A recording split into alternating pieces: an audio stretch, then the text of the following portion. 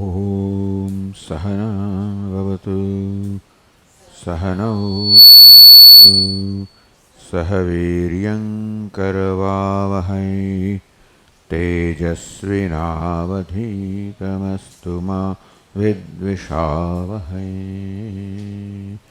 ॐ शान्ति शान्ति शान्तिः।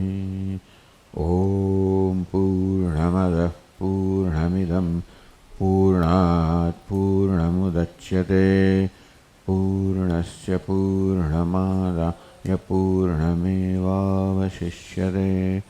ॐ शान्ति शान्ति शान्तिः।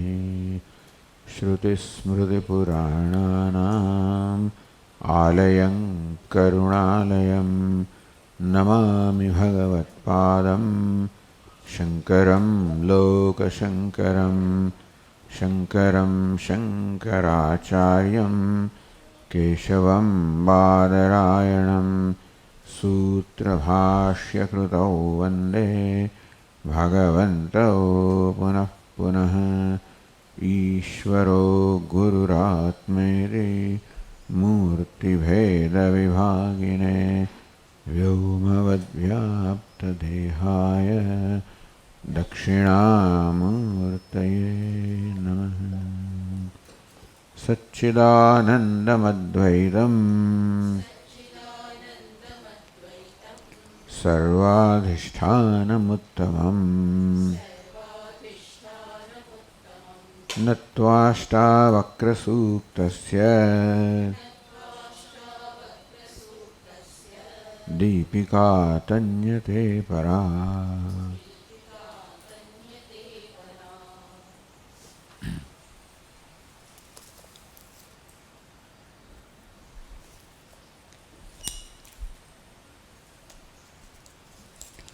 अथ तत्वोपदेश विंशतिकं नाम पंचदशम प्रकरण प्रारंभ्यते। આપણે 15મા પ્રકરણનો પ્રારંભ કર્યો છે, માત્ર પ્રારંભ થયો હતો. તત્વોપદેશ વિંશતિકમ, તત્વોપદેશના 20 શ્લોકો ધરાવનારો જે આ 15મું પ્રકરણ છે, તો વળી તત્વોપદેશ કરવાની જરૂર કેમ પડી? दुर्लक्ष्यम आत्मनस्तत्वं प्रत्यायतुम अंजसा. आत्मतत्व सूक्ष्मादि सूक्ष्म दुर्लक्ष्य એવું હોવાને કારણે અંજસા પ્રત્યાયતુમ, એને સુખેથી સરળતાથી એનો પ્રત્યય જન્મે, નિશ્ચય જન્મે, બોધ જન્મે શિષ્યમાં. એ માટે મુહુ તત્વોપદેશાર્થમ, વારંવાર તત્વોપદેશ થઈ ગયેલો છે, પણ ફરી પાછા તત્વોપદેશ માટે દયો દયો દધી ગુરુ આહ, ગુરુજી સામે ચાલીને વળી પાછું તત્વોપદેશ કરે છે. શિષ્યએ પૂછ્યું નથી, માંગણી કરી નથી, પણ દયો દધી, દયાના ઉદધી હોવાને કારણે, દયાના સમુદ્ર હોવાને કારણે ગુરુજી સામે ચાલીને વળી પાછા તત્વોપદેશ કરે છે. તો ટીકાકારે કહ્યું, યદ્યપિ પ્રથમમ આત્મતત્વોપદેશ કૃત એવ, પહેલા પ્રકરણથી માંડીને જ આત્મતત્વનો ઉપદેશ કરવામાં આવ્યો છે, અને પહેલા પ્રકરણમાં તો ખાસ કરવામાં આવ્યો. तथापि तत् आत्मतत्वं अन्ते अन्तेवासिभ्य पुनः पुनः उपदेष्टव्यं दुर्लक्ष्यत्वात्.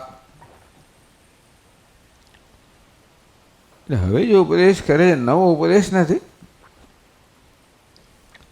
આત્મતત્વનો ઉપદેશ થઈ જ ગયો છે, છતાં પણ અંતેવાસીભ્ય, જે લોકો અંતેવાસી હોય, નજીકમાં રહેનારા હોય, સાથે રહેનારા હોય, અર્થાત જો સમર્પિત હોય, જો જ્ઞાન માટે મોક્ષ માટે ગુરુચરણે આવીને રહેલા છે એને સમર્પિત હોય.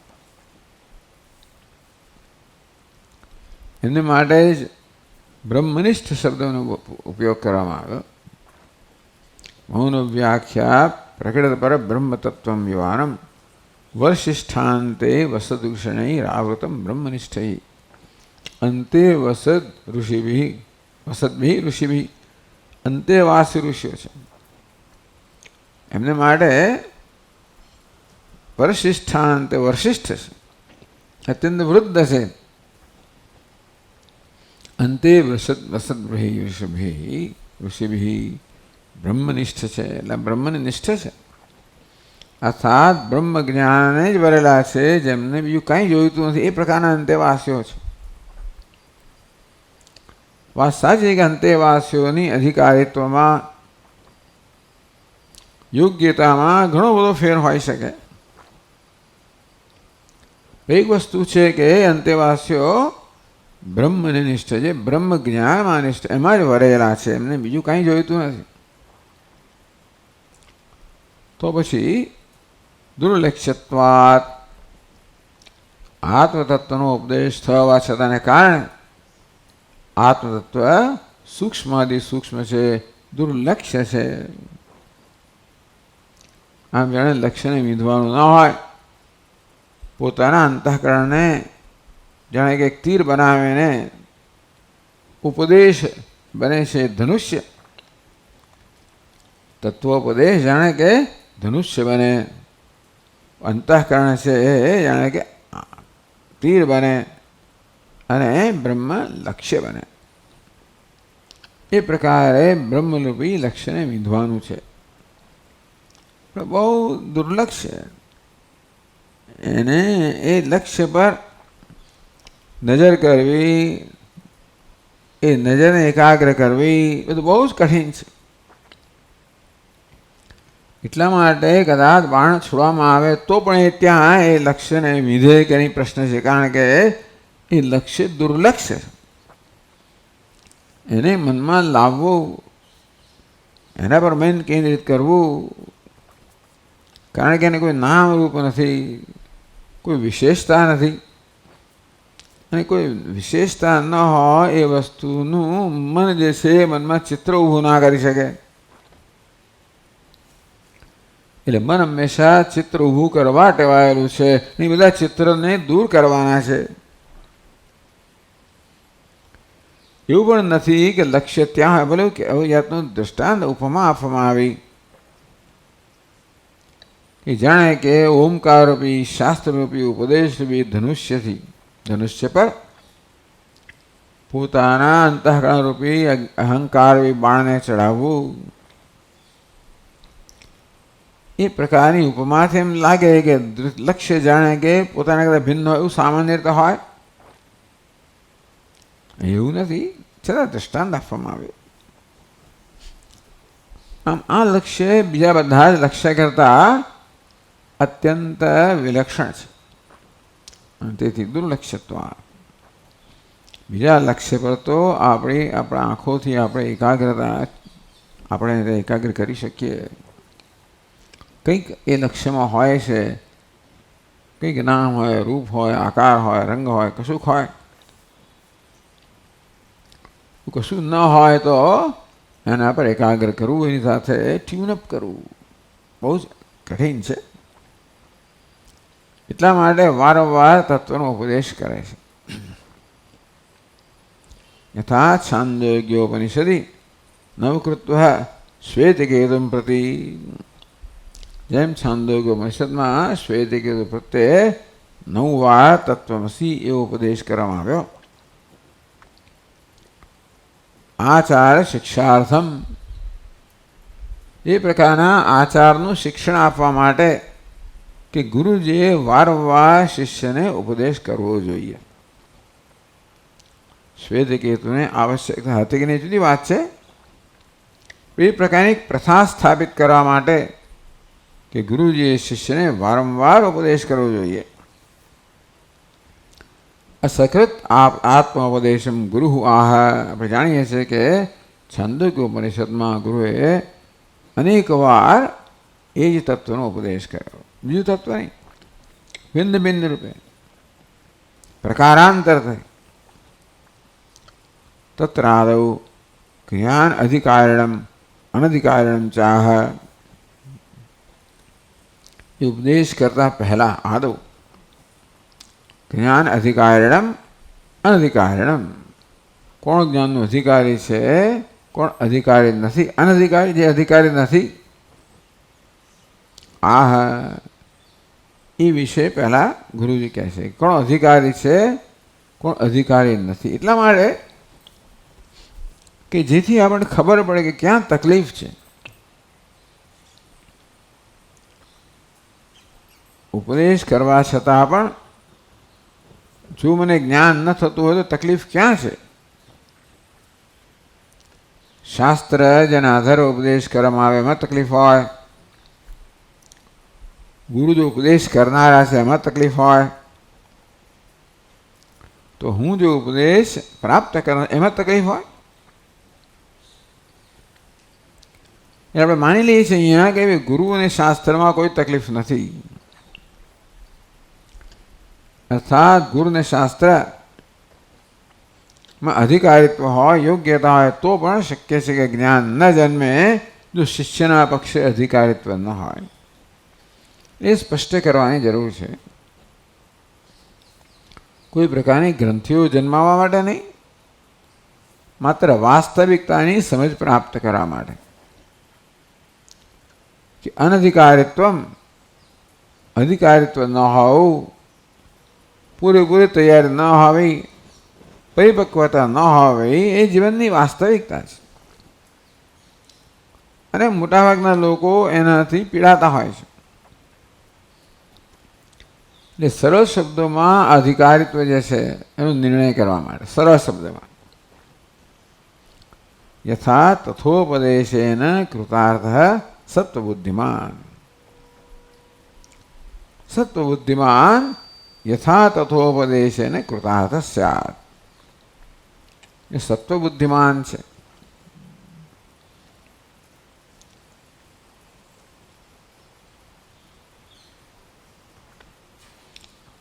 સત્વબુદ્ધિમાન એટલે સાત્વિક બુદ્ધિ ધરાવનાર શિષ્ય. જે સાત્વિક બુદ્ધિ ધરાવનાર શિષ્ય છે એને તો યથા તથા ઉપદેશેન, એને તો કદાચ પદ્ધતિસર કે વ્યવસ્થિત ઉપદેશ આપવામાં ના પણ આવ્યો હોય અને અછડતો ઉપદેશ આપી દેવામાં આવે તો પણ કૃતાર્થ સ્યાત. અર્થાત સાત્વિક અંતઃકરણ એવી સૂક્ષ્મતા ધરાવે છે, એવી ગ્રાહ્યતા ધરાવે છે કે પકડી પાડે. ટૂંકમાં જે ઉપદેશ કરવામાં આવે છે એને પકડવો. તો એ એટલે કે ઉપદેશ એટલો બધો વ્યવસ્થિત ના પણ હોય, ચલો ઉપદેશ એટલે ઉપદેશ તો ખરો હોય. તું બ્રહ્મ છે, આ સર્વ બ્રહ્મ છે એ ઉપદેશ છે મૂળભૂત. અને કદાચ બહુ વ્યવસ્થિત કરીને જેમ છાંદોગ્યમાં કેટલી બધી ભૂમિકા રચવામાં આવી. તત્વમસી મહાવાક્યનો ઉપદેશ કરતા પહેલા તત્વ વિશે વિસ્તારથી કહેવામાં આવ્યું, તમ વિશે પણ કહેવામાં આવ્યું, અને પછી આમ તત્પદ શોધનમ થયું, ત્વમ પદ શોધનમ થયું. તત્પદ એટલે જગત ઈશ્વર, શોધનમ એટલા માટે કે આપણે જગત વિશે ઈશ્વર વિશે આપણા મનમાં નિશ્ચિત ખ્યાલો છે, નિર્ણયો છે. એટલે આપણું મન જે કોરી સ્લેટ જેવું નથી. એ હોવાને કારણે એમાં બધા સંસ્કાર પાડવા અઘરા પડી જાય છે. એટલા જ માટે તત્ એટલે પરમાત્મા જે જગતનું ઉપાદાન કારણ છે એ પ્રકારે એનું વિસ્તારથી નિરૂપણ કરવામાં આવ્યું. સમજાયું કે આ જગત વાસ્તવમાં પરમાત્મા જ છે. તો આમ જે ત્રણ અવસ્થામાંથી પસાર થઈ રહ્યો છે એ જીવાત્મા નિરૂપણ કરવામાં આવ્યું. કેવી રીતે એકમાંથી બીજી અવસ્થામાં પસાર થાય છે, કોઈ પણ રીતે એનાથી પ્રભાવિત થયા વગર. અને પછી બંનેના ઐક્યનો ઉપદેશ કરે. આ બધું બહુ વ્યવસ્થિત કરવામાં આવે. યથા તથોપદેશેન. વોલ્યુમ આનું વધારવું પડશે.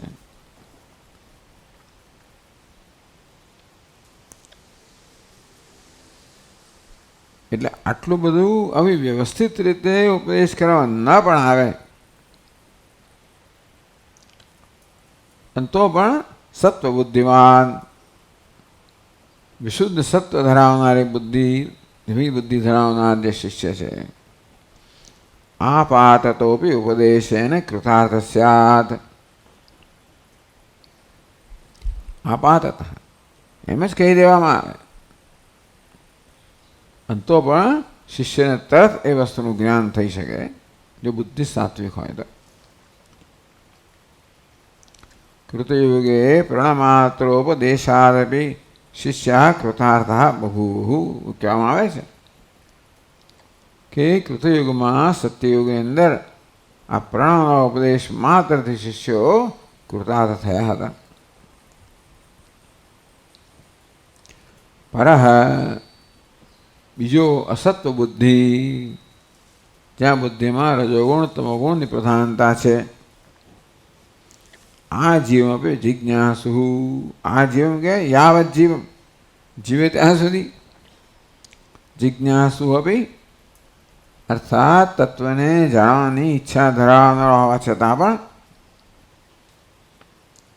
બહુધા ઉપદિષ્ટો બી, વારંવાર શ્રવણ કરતો હોય, વારંવાર ઉપદેશ કરવામાં આવ્યો હોય અને જિજ્ઞાસુ છે, જ્ઞાન પ્રાપ્ત કરવું છે, તો પણ વિમુખ્યથી એ મૂળ મોહિત થાય છે. અર્થાત એને તત્વનું જ્ઞાન થતું નથી.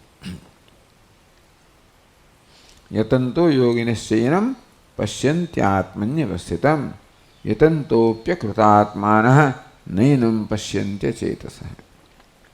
અકૃતાત્માનઃ અસંસ્કૃતાત્માનઃ એરમ ન પશ્યતિ. એ આ તત્વના દર્શન કરી શકતા નથી.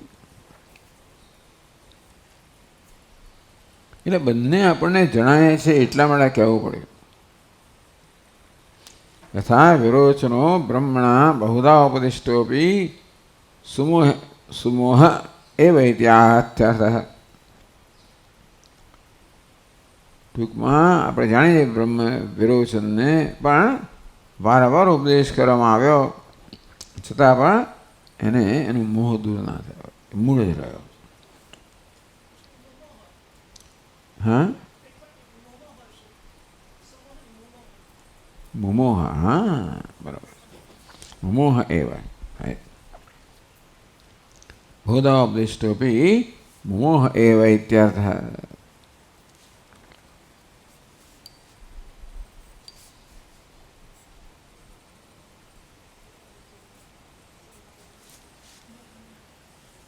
મુહ ધાતુમાં.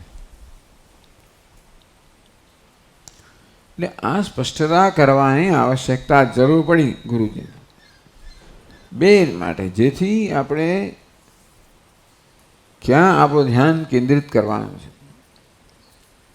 આને પછી આપણે બીજું શાસ્ત્ર વાંચીએ, ત્રીજું વાંચીએ, એટલે આ શાસ્ત્રમાં તકલીફ હોય તો પછી ઘણું બધું શાસ્ત્રના અભ્યાસ કરવા માંડે માણસ. જુદા બધા વિચારકો હોય, તત્વચિંતકો હોય વગેરે, અથવા જુદા ગુરુઓ. એટલે એવું નથી કે એવી જરૂર નથી, છતાંય પણ કહેવાનો ભાવ એ છે કે કદાચ જિજ્ઞાસુને પોતાને એવો ખ્યાલ ના આવે કે તકલીફ મારામાં છે. એવું નથી કે આ તત્વનું જ્ઞાન મેળવવા માટે લાંબો બહુ જ વિસ્તારથી બધું નિરૂપણ કરવું જે પડે એવો નિયમ પણ નથી. તેથી જે પરિપક્વ છે એને તો બહુ સરળતાથી જ્ઞાન થઈ શકે છે. તેથી ક્યાં આગળ ધ્યાન આપવાનું છે? પોતાની પરિપક્વતા પ્રત્યે ધ્યાન આપવાનું છે. એ સ્પષ્ટ કરવા માટે આ કહેવામાં આવ્યું. અથ બંધ મોક્ષ સુખોપાય સંગ્રહેણ નિરૂપયતી. હવે કહેવામાં આવ્યું કે સત્વબુદ્ધિમાન કૃતાર્થ સ્યાત. સત્વબુદ્ધિ ધરાવનાર જે શિષ્ય છે, અધિકારી છે, એ કૃતાર્થ થાય છે. એટલે શું? મોક્ષ કોને કહેવાય? સુખોપાયન સંગ્રહેણ નિરૂપશે. તો મોક્ષ અને બંધનું વળી પાછું સરળતાથી નિરૂપણ કરે છે. સરળતાથી બંધને મોક્ષનો ઉપાય થઈ શકે એટલે ઉપાય બહુ સરળતાથી કહેવામાં આવે છે. અહીંયા આગળ મોક્ષનો આ સરળ ઉપાય છે, બંધનું આ સરળ કારણ છે. એટલે આ ઉપાયને પણ સરળ કરીને કહેવામાં આવે છે. મોક્ષો વિષય વૈરસ્યમ બંધો વૈષયિકો રસઃ એતાવદેવ વિજ્ઞાનમ યથેચ્છસી તથા કુરુ. મોક્ષ વિષય વૈરસ્યમ. વૈરસ્યમ વિષય પ્રત્યે જ્યારે સંપૂર્ણ રસમાંથી મુક્તિ પ્રાપ્ત થાય, રસમાંથી, રાગમાંથી, આસક્તિમાંથી, એટલે વિષય માટે આસક્તિ હોય, રસ રહેવાનો છે જ્યાં સુધી આત્મા માટેનો રસ ઉત્પન્ન થયો નથી. કારણ કે હંમેશા મનને રસ હોતો જોઈએ છે. મન હંમેશા રસનો ઉપાય કરતું હોય છે, એ જ એની જરૂરિયાત છે. રસ કહો, આનંદ કહો. અને દુનિયામાં બધા લોકો જે વિવિધ પ્રકારની કે અનેક પ્રકારની પ્રવૃત્તિઓ કરે, બધાની પાછળ રસ કેમ પ્રાપ્ત કરવો એવું થતું હોય છે કે એક વસ્તુએ મને રસનો અનુભવ કરાવ્યો, એ વસ્તુ ફરી ન કરાવે તો હવે બીજી કંઈક પદ્ધતિ જોઈએ. એક વસ્તુએ મને આટલી માત્રામાં એનો અનુભવથી રસ કરાવ્યો તો વધારે માત્રા જોઈએ, વિવિધતા જોઈએ. પણ છેવટે તો બધા રસ માટે જ પ્રયત્ન કરી રહ્યા છે. મનને રસનો અનુભવ કરવો હોય છે, એક જ જરૂરિયાત છે. રસ કહો, આનંદ કહો, સુખ કહો. અને જન્મ્યા ત્યારથી અને સાથે સાથે દુનિયાનું નિરીક્ષણ કરીએ તો જે પ્રકારના સંસ્કારો જન્મે એ માટે વિષયનો રસ, હંમેશા બધા લોકો વિષય રસનું સેવન કરતા હોય કે વિષય રસને પ્રાપ્ત કરવાનો પ્રયત્ન કરતા હોય. એ સૌથી પહેલો તો વિષય રસ જ આવે. વૈષયિકો રસ બંધ.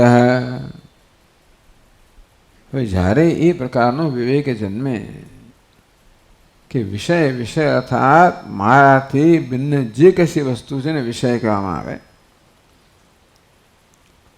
એમાં દેહ પણ આવી જાય ને બધું પણ આવી જાય. ખરેખર તો વિષયની અંદર, ચલો અત્યારે આપણે દેહની બહારના બધાને વિષય કહીએ, પછી છેવટે દેહ પણ વિષય બને. બધું બોડી બિલ્ડિંગ ચાલે છે તો એ પણ એક આનંદ આપનારું છે. એટલે પેલો અમુક જાતની કસરતથી ટેવાયો હોય ને તો એમાંથી એક રસ મળતો હોય છે. હોર્મોન્સ એમાંથી જાગૃત થતા હોય છે, જે હોય તે. ટૂંકમાં ક્યાંક બીજેથી રસ પ્રાપ્ત કરવો આ એક પદ્ધતિ છે. એને બંધો વૈષયિકો રસ. જ્યારે પણ મનને રસ માટે અન્ય કશાની પણ આવશ્યકતા જણાય, સમજવું કે બંધ છે. એ બંધન જન્માવનારું છે કે બંધનને તીવ્ર બનાવનારું છે? બંધન તો છે જ, એવું નથી કે બંધન આપણે મેળવવાનું છે. બંધન લઈને જ આવ્યા છે. પરંતુ મારા મનમાં બંધન છે એ માટેનો માપદંડ કહો, લક્ષણ કહો, ચિહ્ન કહો, કયું છે? વિષયમાં રસ છે. એનો અર્થ એ થયો કે હું બંધનથી પીડાઉં છું. આમ તો વિષયનો રસ બંધન કરનારો છે એ પણ કહેવામાં આવ્યું. વિષેન્દ્રિય સંયોગા યતદગ્રે મૃતોપમમ પરિણામે વિષમિવા. આમ વિષયને ઇન્દ્રિયના સંયોગના પરિણામે જે રસ જન્મે એ પ્રાર અમૃત સમાન જણાય પછી એ વિષ સમાન નીવડે. એ સંસ્પર્શજા ભોગા દુઃખયો ન એવ તે. વિષયના સ્પર્શથી જે ભોગ જનતા હોય એ બધા દુઃખની યોની છે, દુઃખનું જ કારણ છે. પેલું માણસને ખબર નથી હોતી એટલે બંધનની સરળ વ્યાખ્યા કરવામાં આવે કે વિષયમાં રસ છે, બંધન છે. બંધનના પરિણામે જે ખરેખર વિષય રસ બંધન છે એવું કહેવા કરતા વિષય રસ બંધનનું જ ચિહ્ન છે. બંધન જે છે વિષયમાં રસ જન્માવે છે એને જ બંધન કહેવું જોઈએ કે જ્યાં આત્મામાં રસ નથી.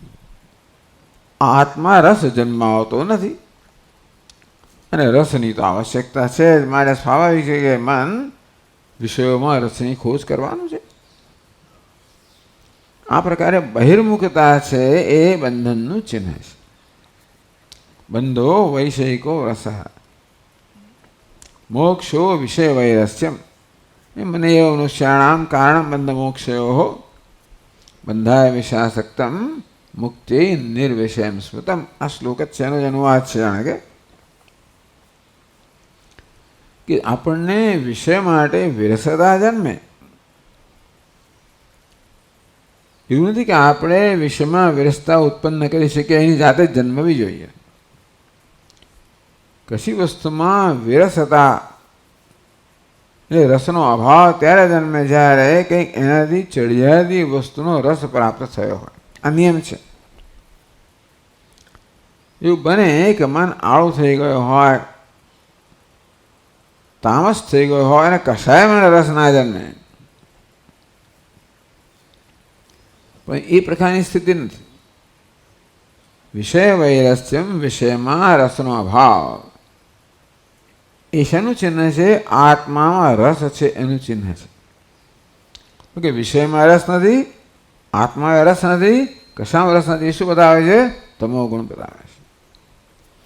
આત્મામાં રસ નથી, વિષયમાં રસ છે, રજોગુણ બતાવે છે. વિષયમાં રસ નથી, આત્મામાં રસ છે, સત્વગુણ બતાવે છે. સત્વ બુદ્ધિમાન. આમ જ્યાં મનમાં સાત્વિકતા છે ત્યાં આત્માના રસનો અનુભવ છે. યત તદગ્રહ વિષયમેવ પરિણામે અમૃતોપમમ તત્સુખમ સાત્વિકમ પ્રોક્તમ આત્મબુદ્ધિ પ્રસાદ. ભગવાન કે તત્સુખમ સાત્વિકમ પ્રોક્તમ, એ સુખને સાત્વિક સુખ કહેવામાં આવે છે. આત્મબુદ્ધિ પ્રસાદયમ, પોતાની બુદ્ધિની પ્રસન્નતામાં જન્મેલું સુખ. આત્મબુદ્ધિનો અર્થ કરીએ, આત્મજ્ઞાન કરીએ તો ઉત્તમ છે. પણ આત્મબુદ્ધિ એટલે આત્મના બુદ્ધિ, પોતાની બુદ્ધિના પ્રસાદથી પ્રસન્નતાથી પણ સુખ જન્મે.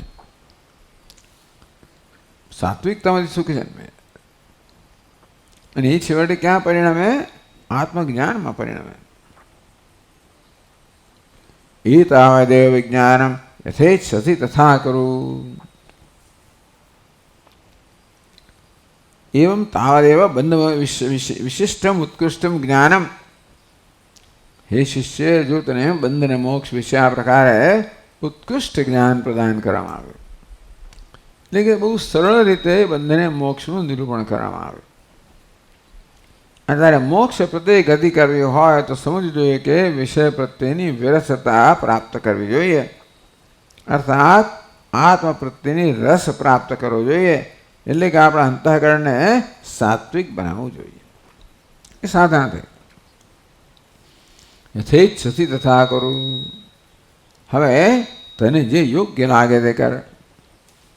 હું જ્યારે કહે ને ત્યારે ખરેખર એમ નથી કે છૂટું મૂકી દેવામાં આવે છે. એને શું યોગ્ય લાગે છે એ માટેનો ઉપદેશ કરવામાં આવ્યો છે. કોઈને બંધન યોગ્ય લાગે જ નહીં,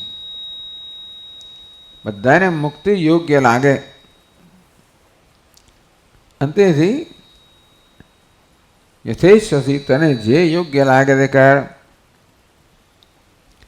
એક વિકલ્પ એવો છે કે બંધનમાં જકડાઈ રહેવું અને દુઃખની પરંપરા છે એ દુઃખની પરંપરા અનુભવ્યા કરવી, એક વિકલ્પ છે. અને બીજો વિકલ્પ છે કે એમાંથી મુક્ત થવા એવું છે. અંતઃકરણ સાત્વિક બનાવવું અને પછી ઉપદેશ પ્રાપ્ત કરવો. તો તું નક્કી કે તારે શું કરવું એ જીવનમાં. એવું જ્ઞાત્વા યથેચ્છસી તથા કરવું. બે માર્ગ છે. દૂરમે તે વિપરીત વિશુચિ અવિદ્યાયા છે વિદ્યેતિ જ્ઞાતા. બે માર્ગ છે. અવિદ્યાનો માર્ગ છે, વિદ્યાનો માર્ગ છે. અવિવેકનો માર્ગ છે, વિવેકનો માર્ગ છે. દૂરમે તે વિપરીતે વિશુચિ આ બંને પરસ્પર વિરુદ્ધ માર્ગો છે અને વિરુદ્ધ ધ્યેય પ્રત્યે લઈ જનારા છે, વિરુદ્ધ ગંતવ્ય પ્રત્યે લઈ જનારા છે. બીજું એક મુક્તિ તરફ લઈ જનાર છે, બીજું બંધન તરફ લઈ જનાર છે. આ પ્રકારની સમજ આવ્યા પછી કોણ શું કરવાનું છે? કોઈ જાણી જોઈને અગ્નિમાં ઝંપલાવવાનું નથી, જાણી જોઈને બંધનમાં ઝંપલાવવાનું નથી. જાણે જ છતાં કહેવામાં આવે યથેચ્છસી તથા કરું. તો વિષય હવે આગળ વધ્યા. આપણા 2 શ્લોક તો થઈ ગયા હતા આપણા. ઇદંતુ વિષય વૈરસ્યમ તત્વબોધ સાધ્યમિતિ આહ. તો કહેવામાં આવ્યું કે વિષય વૈરસ્યમ બંધ. વિષયમાં વૈરાગ્ય કહો, વિરસતા કહો, જિહાસા કહો. તદ્વૈરાગ્યમ જિહાસાયા કે વિષયને છોડવાની ઈચ્છા મનમાં જન્મે. વિષય આપણે સમક્ષ આવે ને મન કેવો પ્રતિભાવ દર્શાવે? જિહાસા. મન નથી જોઈતું. એના પ્રત્યે વિષયનો તિરસ્કાર છે એટલા મળે નહીં, પણ વિષયનું સ્વરૂપ બરોબર સમજવામાં આવ્યું છે, જાણે છે કે ભલે બહારથી સુખ જાણે આપતું એવું દેખાવ કરનારું છે, પણ છેવટે તો બંધન કરનારું જ છે. દુઃખ યો નહીં એવ તે. આ વિષય સુખ તો દુઃખનું જ કારણ છે એવું સ્પષ્ટ છે. પણ ક્યારે થાય? જ્યારે આત્માનો રસ પ્રાપ્ત થયો ત્યારે. નહીં એવું નથી કે તેને રાહ જોવી જોઈએ. પહેલું પગથિયું છે વિવેક, એટલે કે બુદ્ધિનો નિશ્ચય. બુદ્ધિ સમજવામાં આવે કે વિષય સુખનું શું પરિણામ છે, પોતાના અનુભવો કેવા છે, દુનિયા અનુભવો કેવા છે વગેરે શાસ્ત્ર શું ઉપદેશ કરે છે. એ પરથી બુદ્ધિમાં આવો નિશ્ચય, જેટલો દ્રઢ નિશ્ચય જન્મે કે વિષય સુખ તો દુઃખનું જ કારણ છે. વિવેક એ સુખ નામની વસ્તુ જ નથી, વિષયમાં દુઃખ જ છે એમ કહેવામાં આવ્યું. વિવેકિન દુઃખમેવા. જેને અવિવેકી મનુષ્ય સુખ માને છે એ વિવેકનું દુઃખ જ છે. માત્ર આ સુખના અનુભવ દરમિયાન જે દુઃખ પડી રહ્યો અનુભવ છે એના પ્રત્યે લક્ષ્ય ના આપવામાં આવે. ટૂંકમાં એ સુખના અનુભવ માટે શું કિંમત ચૂકવવી પડતી હોય છે એને ધ્યાનમાં ના લેવામાં આવે તો એમ લાગે તમે કે પ્રાપ્ત થઈ રહ્યું છે. પછી પ્રાપ્ત કરવામાં શું આપણે કિંમત ચૂકવવી પડે છે જ્યારે ધ્યાનમાં લેવામાં તો ખબર પ્રાપ્તિ ઓછી છે, કિંમત બહુ જ છે. એટલે પહેલાં પોતાના અનુભવમાંથી, દુનિયા અનુભવમાંથી, શાસ્ત્રના ઉપદેશમાંથી આ પ્રકારે વિવેક જન્મવો જોઈએ. અને એ વિવેકના ઉપયોગથી આપણા મનમાં વિષયો માટે જે સ્વાભાવિક આકર્ષણ છે એમાંથી મનને મુક્ત કરવું જોઈએ. ઉદ્ધરેત આત્મના આત્માનમ. એટલે વિવેક બુદ્ધિથી આ મન તો વિષયો માટેના આકર્ષણને લઈને જ આવ્યું છે. ટૂંકમાં વિષય વાસના લઈને આવેલા છે. આપણે પૂર્વજન્મ માત્ર એ જ અનુભવેલું છે ને એ જન્મ્યા જ ના હોત. જો આત્મજ્ઞાન હોત તો જન્મ્યા જ ના હોત. જન્મ્યા એ મોટે ભાગે આવું બતાવે છે. મહાપુરુષો જન્મે થોડો થોડો કદાચ અવરોધ હોય એટલા માટે, પણ મોટાભાગના લોકો જન્મે છે એ બધા વિષય વાસનાના સંસ્કાર લઈને જન્મતા હોય છે. એ તો ઉત્પન્ન કરવાની છે નહીં, એટલું જ નહીં, પરંતુ એ વિષય વાસના જ મારા જીવનનું સંચાલન કરતી હોય છે. બધી પ્રવૃત્તિનું સંચાલન કરનાર એ છે. એટલા જ માટે વિવેકની જરૂર છે અને વારંવાર મનને કેળવવાની જરૂર છે. પોતાના સ્વભાવથી, ટેવથી, વાસનાથી જે કહો તે મનને વિષય મળે સ્વાભાવિક આકર્ષણ છે, એનો નિશ્ચય છે કે ત્યાં સુખ છે. વિરજ્ય વિષય વ્રાતા દોષ દૃષ્ટ્યા મુહુર્મુહુ. અંતેથી એ વિષય સુખમાં જે દોષ રહેલો છે એનું દર્શન મનને વારંવાર કરવામાં આવે ત્યારે એના પ્રત્યેના આકર્ષણથી મુક્ત થાય. હજી એવો અનુભવ થયો નથી એને. વિષય રસ ના હોય તો કયો રસ હજી જાણતું નથી એટલું બધું. પણ જ્યાં સુધી મનને વિષય રસથી મુક્ત કરવા ના આવે ત્યાં સુધી આંતરિક રસ જાગૃત ના થાય. એટલે આ વિષય રસ છે એના વિશે એના દોષના વારંવાર દર્શન કરાવીને આ મનને વિષય રસના સ્વાભાવિક આકર્ષણમાંથી મુક્ત કરવું જોઈએ. મન બિચારું કે તું ક્યાં જવું? તું કે હા ત્યાં તો ના જ જઈશ. એમ કરતા એની બહિર્મુખતા જેમ જેમ એના પર નિયંત્રણ આવતું જાય તેમ તેમ પછી જરૂર બીજા સાધનનો પ્રયોગ કરવાનો. કર્મયોગ, યોગ એટલે યોગ્ય ભાવનાઓ હોય, યોગ્ય મૂલ્યો હોય, ધર્મ હોય. આ બધું ક્યારે અસરકારક બને? જ્યારે આ મન આ વિષયના પ્રભાવથી કેટલેક અંશે મુક્ત હોય. એટલે વિષયના પ્રભાવ મુક્ત કરવાનું પહેલું પગથિયું છે બુદ્ધિનો વિવેક. બીજું પગથિયું છે મનને આત્માનો અનુભવ. છેવટે તો મન આત્માનો અનુભવ ત્યારે કરી શકે જ્યારે અંતર્મુખ બને એ ત્યારે થાય જ્યારે એ બહિર્મુક્તાથી મુક્ત થાય. એટલે ઇદંતુ વિષય હોય તત્વબોધ સાધ્યમ કહો કે ભાઈ તત્વ વિવેક સાધ્ય છે. આ વિવેકનું પહેલું પગથિયું છે બુદ્ધિના સ્તરે. વિવેકનું બીજું પગથિયું છે મનના સ્તર, અનુભવના સ્તર. એ બુદ્ધિના સ્તરનું જે છે એ છેવટે આપણા અનુભવ બને ત્યારે એનું કામ, ત્યારે એ સાચો વિવેક થાય. એટલે કે વિવેકની પરિપક્વતા ક્યાં છે? જ્યારે બુદ્ધિમાં જે સમજે છે એ મનનો અનુભવ બને.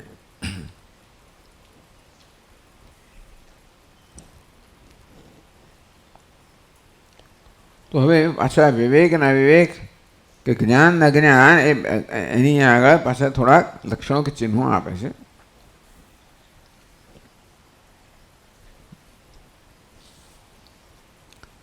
વાગ્મિ પ્રાજ્ઞમહોદ્યોગમ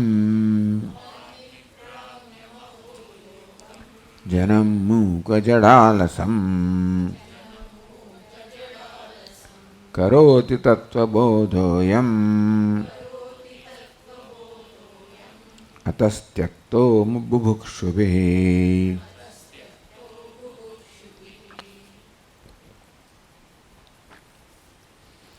આ આત્મબોધ શું કરે છે?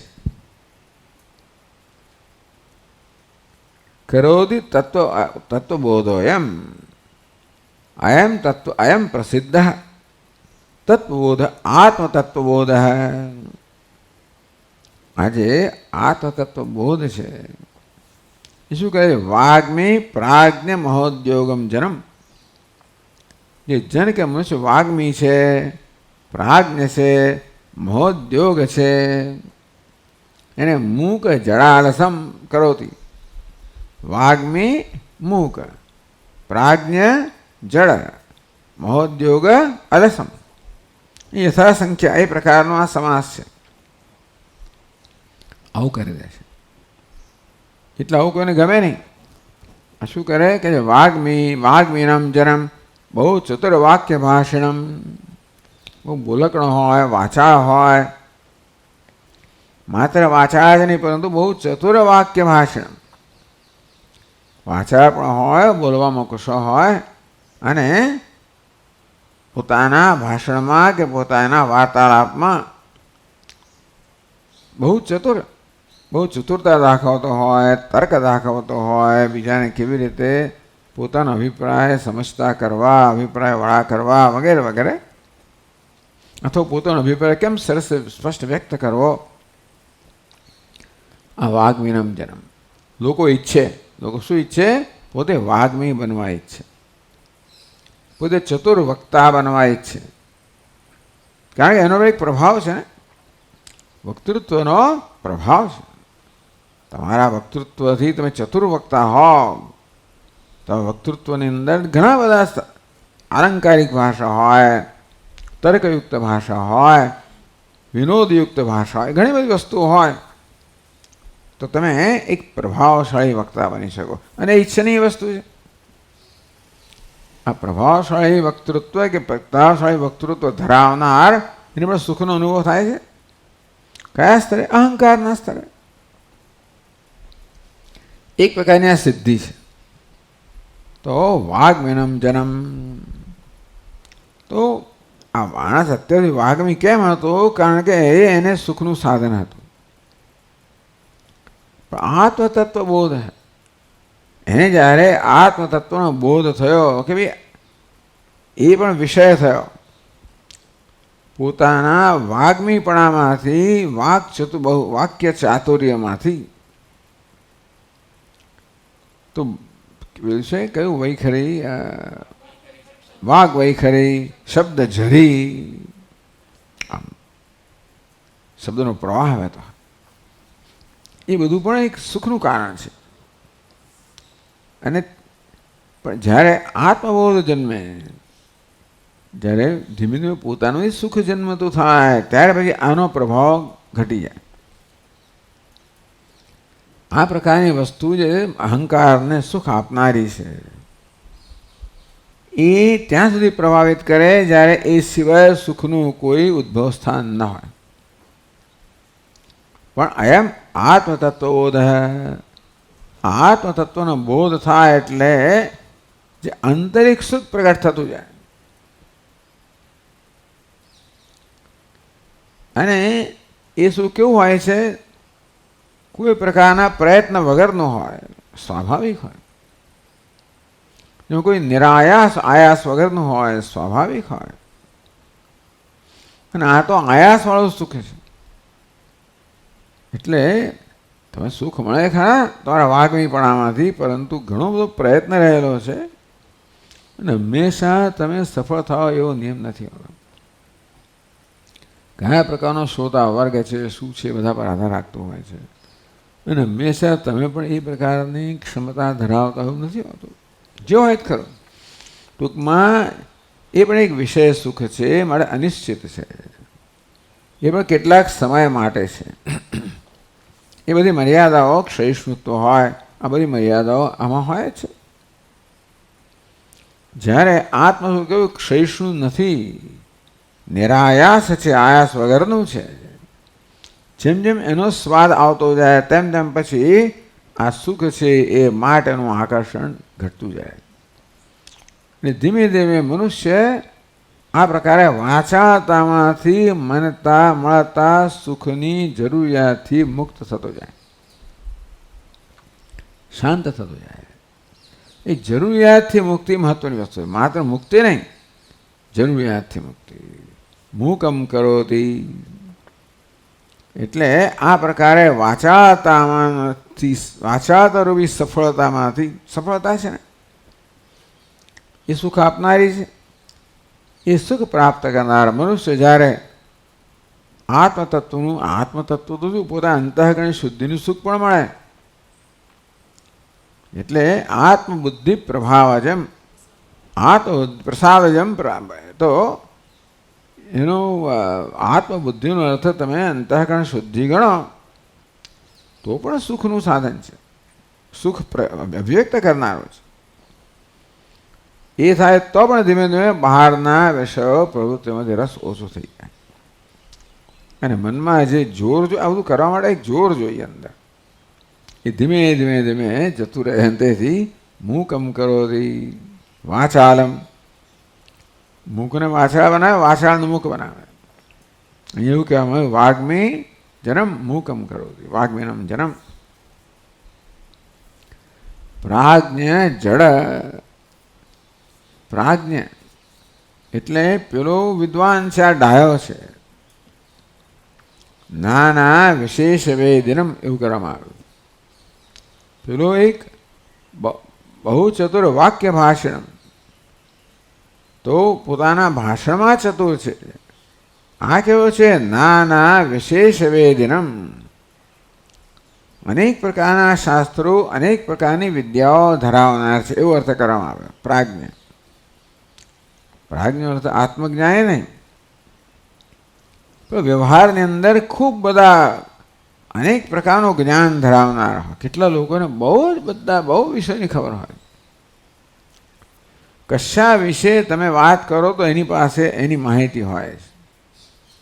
આફ્રિકામાં ફલાણા શહેરની વાત કરો ખબર પડે, ત્યાં કઈ હોટલો છે, ત્યાં કયું ફલાણું સ્થાન છે, ત્યાં કેવા કેવા સુંદર જગ્યાઓ છે, વગેરે વગેરે. જે કંઈ વાત કરો એટલે આ પ્રકારે ના પછી તમે મેડિસિનની વાત કરો, સાયન્સની વાત કરો, પેલી બધાની અંદર જાણકાર હોય. ના વિશેષ વેદનમ જનમ, એનો એક આનંદ છે, એક રસ છે. કારણ કે તમે કોઈ પણ વાર્તાલાપ ચાલતો હોય ત્યારે તમારે હંમેશા કંઈ ને કંઈ એમાં પ્રદાન કરવાનું હોય. એ પણ એક આનંદનું સાધન છે. ટૂંકમાં એ પણ બહિર્મુખતા છે, એ પણ એક આનંદનું સાધન છે, માણસ અપનાવતો હોય છે. નાના વિશેષ વેદનમ, હવે અનેક પ્રકારની વિશેષતાઓ જાણનાર જે મનુષ્યને માટે પ્રાજ્ઞ શબ્દનો પ્રયોગ કરવામાં આવ્યો. જડમ કરોતી, એ જ આંતરિક સુખ છે. એટલે એની જરૂરિયાતથી આ એક જરૂરિયાત હોય છે. કહેવાનો ભાવ એ છે કે આપણું મન આપણને આવું કરવા માટે પ્રેરતું હોય છે, ધક્કો મારતું હોય છે. ઘણી વાર આપણે ખબર પણ ના હોય છતાં પણ આપણે કંઈક વાર્તાલાને આપણા અંદર પછી એકદમ ખલેલ પહોંચાડતા અને દખલગીરી પહોંચાડે, આપણે કંઈ બોલી જઈએ. આપણું જ્ઞાન છે પ્રગટ કરીએ કે તમે આ કરો છો, જો આ હું એમ કરીને ટૂંકમાં બધાની અંદર એક રસ રહેલો છે. ધીમે ધીમે ધીમે આ પ્રકારના રસની જરૂરિયાતથી મુક્ત થતો જાય. જરા હવે કે બોલતો નથી. એટલે પેલા જડા ભરત વગેરે બોલવાને કારણે શું થયું બધું જાણતા હતા. એટલે જડ ભરત આપણા હસ્તામાં પણ એવા જ હતા, પૂર્વજન્મમાં યોગી હતા, અને એને કારણે શું થયું જાણ્યું એટલે બોલે જ નહીં, કશું જ નહીં, જડતા છે. ખરેખર તો જ્ઞાની પુરુષ છે, પણ જન્મ જડમ કરોતી, એને જડ બનાવી દે. એટલે કે વાચાહીન બનાવી દે, કશું જાણતો જ નથી. જાનન મેધાવી જડવત આચરે, તો મેધાવી જાનન પી, જાણે છતાં પણ જડવત જાણતો જ નથી. કારણ કે એને પોતાના જ્ઞાનનું પ્રદર્શન કરવાની કોઈ પ્રકારની આવશ્યકતા નથી. એનો અર્થ નહીં ક્યારે પ્રદર્શન ન જ કરે. કોઈ જિજ્ઞાસુ આવે તો શક્ય જ્ઞાન પ્રદર્શિત કરે, પણ આ તો કારણ વગર જ પ્રદર્શન થતું હતું. બીજાઓને પ્રભાવિત કરવાને પ્રદર્શન થતું હતું, બીજાઓ કરતાં પોતાની વિશેષતા સ્થાપિત કરવાને પ્રદર્શન થતું હતું. આ બધા પ્રકારના પ્રદર્શનથી માણસ મુક્ત થઈ જાય, અને એ રીતે એવા સંજોગોમાં એ શાંત જ રહે. હનુમાનજી શાંત થઈ ગયા. એટલે તારે કંઈ કહેવાનું નથી, પેલો કે હું આટલું કૂદું, ફલાણું કૂદું, ઢીકણું કૂદું, આ એક બાજુમાં બેસતી જ રહ્યા છે. એટલે એમને પછી પ્રેરિત કરવા પડે. તને ભાન નથી, તને જ્ઞાન નથી, તારામાં શું શક્તિઓ છે. પણ એવું કોઈ જરૂરિયાત જ ન દેખાય ને કે મારે પણ આવી રીતે કંઈક દાવો કરવો જોઈએ, મારે પણ કહેવું જોઈએ કે આવો છું તેવો છું. એવી અંદર એ પ્રકારની પ્રેરણા જન્મે જ નહીં. જળનો અર્થ એ છે કે એવી પ્રેરણા જ ન જન્મે. શરૂઆતમાં આપણે આત્મસંયમ રાખીએ અને આવી રીતે વચ્ચે હવે પોતાની વાચાળતા કે ભાઈ પોતાનીનું જ્ઞાન પ્રદર્શિત ન કરવું એક મૂલ્ય થયું. ધીમે ધીમે પછી એક સ્વભાવ થાય.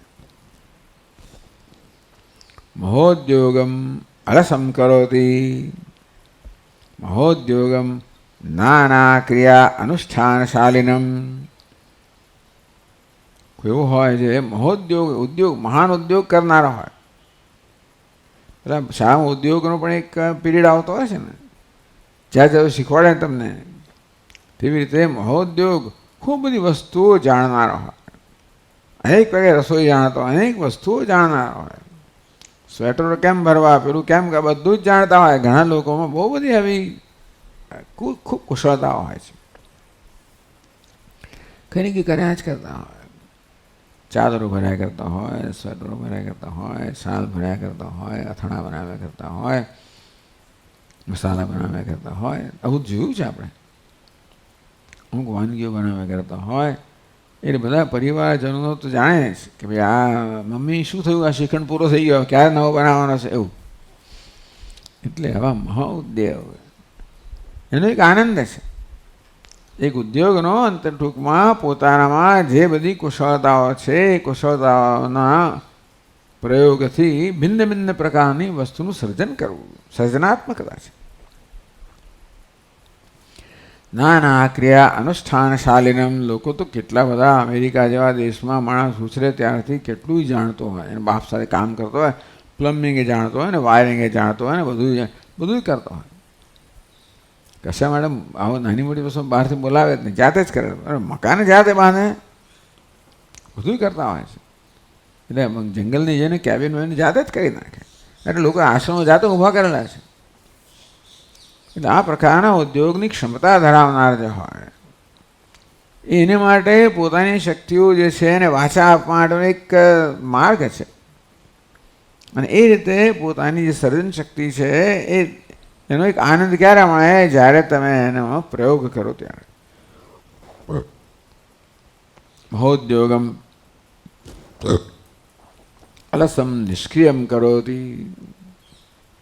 એટલે હવે ઉદ્યોગ ના કરે એવું નહીં, પરંતુ જેમ જેમ એક આંતરિક સંતોષ પ્રાપ્ત થતો જાય તેમ તેમ આ ઉદ્યોગની આવશ્યકતામાંથી મનુષ્ય મુક્ત થતો જાય. એ જ કહેવાનું મુક્તિનું વર્ણન છે. કરતો બંધ થઈ ગયો એ મહત્વનું નથી. પહેલાં જે કરતો હતો હવે કેમ નથી કરતો, કારણ કે એ કરવાની જરૂરિયાતમાંથી મુક્ત થયો. એવું કેમ થયું? એ જરૂરિયાત જે આમાંથી મળતી હતી એ અન્યત્ર પ્રાપ્ત થઈ એટલા માટે. જરૂરિયાત તો છે જ, માત્ર એનું કેન્દ્ર બદલાયું.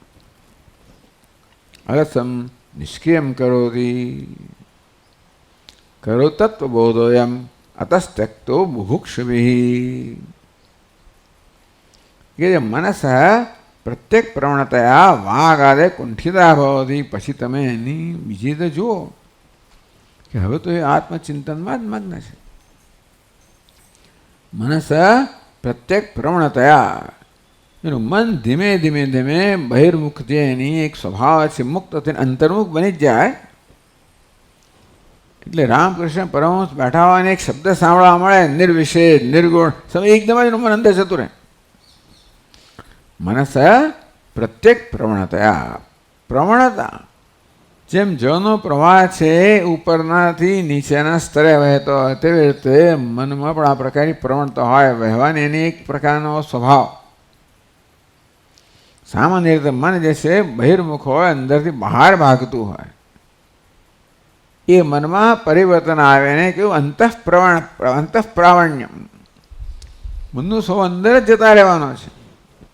ત્યાં એને એક આનંદ આવે. એટલે પેલા એમને કંઈ રસગુલ્લા ખવડાવે. ટૂંકમાં ઘણી વાર કંઈક કરાવવું હોય તો એના મનને બહિર્મુખ કેમ બનાવવું, તો જેથી આવું રસગુલ્લા વગેરે વગેરે ચાલો. પણ મનસ પ્રત્યેક પ્રવણતયા, આ મનમાં પ્રત્યેક આંતરિક પ્રવાહ એ જ એનો સ્વભાવ થઈ ગયો છે. એ તરફ જ એનું મન જાય. એ રીતે એ પ્રકારે વહે છે. વાગાદ કુંઠિતાવતી. એટલા માટે આ બધું વાણી દ્વારા કંઈ કરવું હોય, બીજા બુદ્ધિ દ્વારા કંઈ કરવું હોય, કર્મ દ્વારા કરવું હોય, આ ત્રણ વાત. એટલે વાણીના સ્તરનું કર્મ, મનના સ્તરનું કર્મ, દેહના સ્તરનું કર્મ. ઉદ્યોગ વગેરે છે એમ કહો દેહના સ્તરનું કર્મ છે. અને પછી વાઘ વિનમ જન્મ બહુ વાક છે તો વાણીના સ્તરનું કર્મ છે. પ્રાજ્ઞ છે બુદ્ધિના સ્તરનું છે. માનો તો દેહના સ્તરે, મનના સ્તરે, વાણીના સ્તરે જે બધા કર્મો થઈ રહ્યા હતા, હવે એને માટે જ મન જોઈએ. કેવું મન જોઈએ? બહિર્મુખ મન જોઈએ. એ મનમાં અંતર્મુખ તમારે પ્રેમ જ્યારે જન્મ્યો ત્યારે હવે આ બધા જે દેહ મન બુદ્ધિ છે કે વાણી, એને કોઈ પ્રકારનું પ્રોત્સાહન મળતું નથી, પ્રેરણા મળતી નથી. કુંઠિતા ભવતી. એટલે વાણી તો ક્યારે ચાલે ને ચલાવનાર કોઈ જોઈએ. આ વાણી છે, દેહ છે, મન છે, એને પ્રેરનાર જોઈએ. અને તો એની જાતે કામ ના કરે. આ પ્રેરણા જ્યારે મન ના હોય તો જાતે બિચારે કુંઠિત થઈ જાય. પંખો એની જાતે ના ચાલે, ચલાવનાર જોઈએ. ન હોય તો કુંઠિત થઈ જાય. તો આ દેહ મન વાણી જે છે એને આ પ્રકારની જ્યારે પ્રેરણા કે ધક્કો મારનાર કોઈ ન હોય ત્યારે કુંઠિતા ભવતી વાગાદેહ કુંઠિતા ભવંતી, કુંઠિત થઈ જાય. જ્ઞાની તદ્રહિતો ભવત ઇત્યર્થ. એટલે જ્ઞાની જે છે એ આ ત્રણેય સ્તરના કર્મથી રહિત બની જાય છે. આવું કોઈ જુએ એટલે કે આ કોણ છે? એટલે બીજા પ્રકારના લોકો આ તો સમય બગાડે, શું કરી રહ્યો છે? યતઃ અયમ તત્વબોધ વાગાદીન કુંઠિતાન કરોતિ. કારણ કે એટલે કે જે અતઃ ત્યક્તો બુભુક્ષુભિ, એ કારણથી બુભુક્ષુભિ ત્યક્ત. એ કયા કારણથી? યતઃ, મારી ચોપડીમાં છે અને અહીંયા એક અવગ્રહ ચિહ્ન જોઈએ. યતઃ પછી અયમ તત્વબોધ વાગાદીન કુંઠિતાન કરોતિ. કે નર્યો યમ છે. યતો એમ ચાલો એટલે જૂના જમાનામાં ન પણ અવગ્રહ ચિહ્ન પણ અવગ્રહ ચિહ્ન સમજવાનું.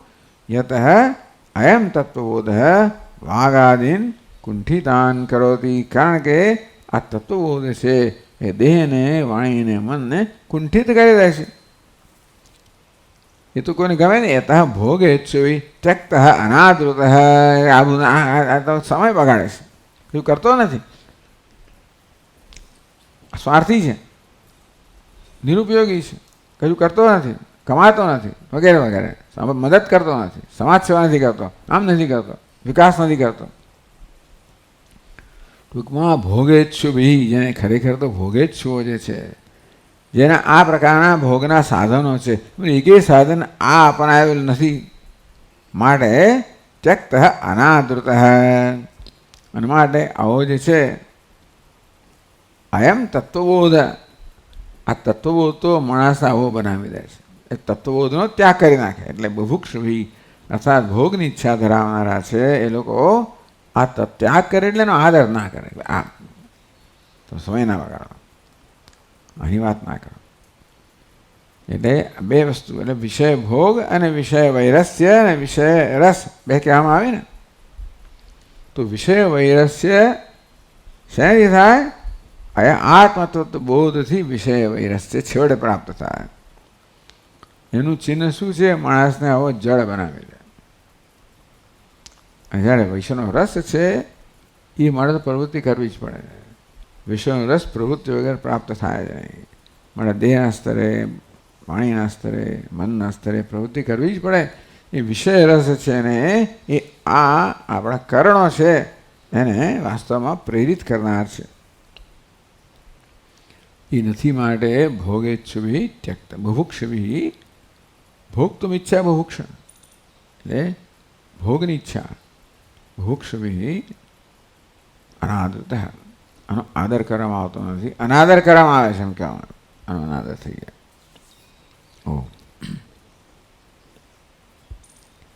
ઓમ પૂર્ણમદ પૂર્ણમિદમ પૂર્ણાત પૂર્ણમુદચ્યતે પૂર્ણસ્ય પૂર્ણમાદાય પૂર્ણમેવાવશિષ્યતે. ઓમ શાંતિ શાંતિ શાંતિ. શંકરં શંકરાચાર્યં કેશવં બાદરાયણં સૂત્રભાષ્યકૃતૌ વંદે ભગવन्तौ પુનઃ પુનઃ. ઈશ્વરો ગુરુરાત્મેતિ મૂર્તિભેદવિભાગિને વ્યોમવદ્વ્યાપ્તદેહાય મૂર્તયે નમઃ. ઓમ શાંતિ શાંતિ શાંતિ. હરિ ઓમ. શ્રી ગુરુભ્યો નમઃ. હરિ ઓમ. સાંજનો